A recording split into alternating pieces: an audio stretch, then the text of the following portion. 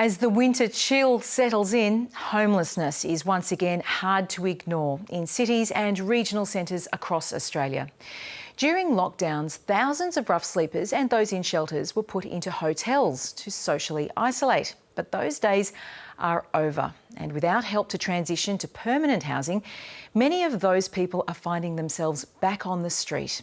For tonight's special report, Norman Hermont has spoken to advocates who are asking why the will to house the homeless can't extend beyond lockdowns.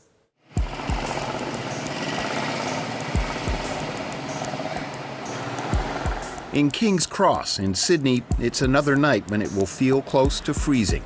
Another night, Chris Thompson, better known as Taz, will sleep on the street. The last 2 weeks have been incredibly cold. Cardboard and newspapers are your best friend when you're on the street.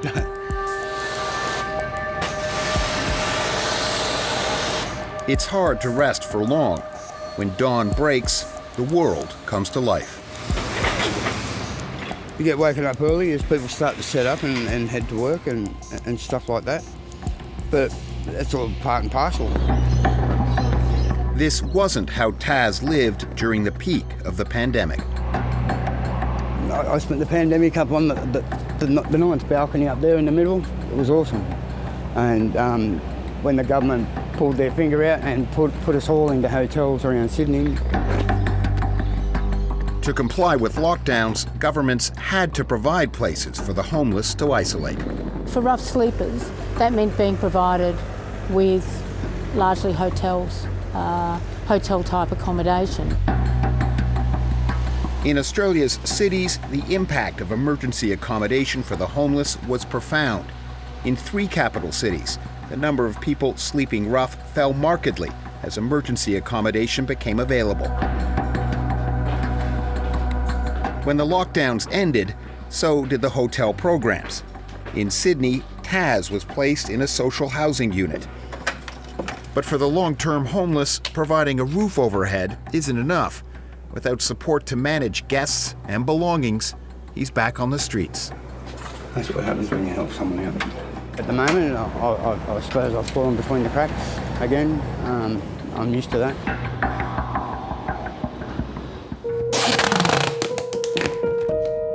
In regional Victoria, Sam Grenfell also knows what it's like to be homeless. During the pandemic, she and her son had to leave an unsafe home and had nowhere to go. Just the emotions just goes through your head, you know, especially someone at my age. People get this image of so-called homeless people, that they're either druggies or that type of person, but we're not. We're just everyday people. Sam and her son spent months on the move. They stayed at a series of low-rent motels, including this one on the edge of town. What does it feel like when you come back here? What was it like when you reached this stage? Pretty devastating, actually. I didn't feel safe here at all.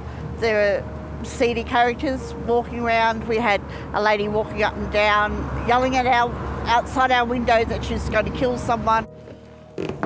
In the midst of the pandemic, Sam was eventually placed in a unit provided by a state government program to help the homeless. She's now moving to a permanent place. Victoria's program provides not only homes, but vital support for everyday life. You can give somebody a house, but if they don't have the life skills, the chances of them reaching a full recovery are far less. With rents rising and the housing stock lagging demand, advocates fear homelessness is set to grow. But there's an important lesson in the pandemic. We saw when we didn't want the population to become homeless that we provided accommodation. We have shown that we can do it. Let's keep going. For those who received that accommodation, it was a revelation. When the government decides to do something, they can do it. So, yeah. But Taz and others experiencing long-term homelessness face complex challenges. They need housing and day-to-day support to help make the most of their lives and their talent.